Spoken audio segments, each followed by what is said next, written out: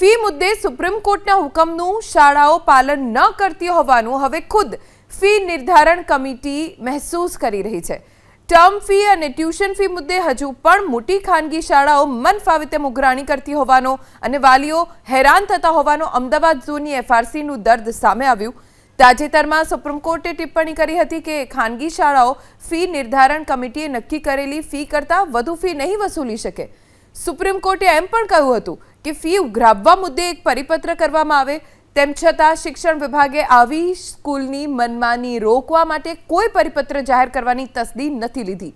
હાલત એવી છે કે ફી મુદ્દે પરિપત્ર જાહેર કરવા ના છૂટકે ખુદ એફઆરસી સરકારને પત્ર લખવા મજબૂર। ફી નિર્ધારણ કમિટીએ સરકારને લખેલા પત્રમાં રજૂઆત કરી કે ખાનગી શાળાઓ ફી મુદ્દે 29 જુલાઈ 2025ના રોજ સુપ્રીમ કોર્ટે વચગાળાનો હુકમ પ્રકાશિત કર્યો હતો, જેથી આ હુકમને ધ્યાનમાં રાખી શિક્ષણ વિભાગે એક પરિપત્ર બહાર પાડવો જોઈએ, જેથી ફી મુદ્દે ચાલતી વિસંગતતા દૂર થાય।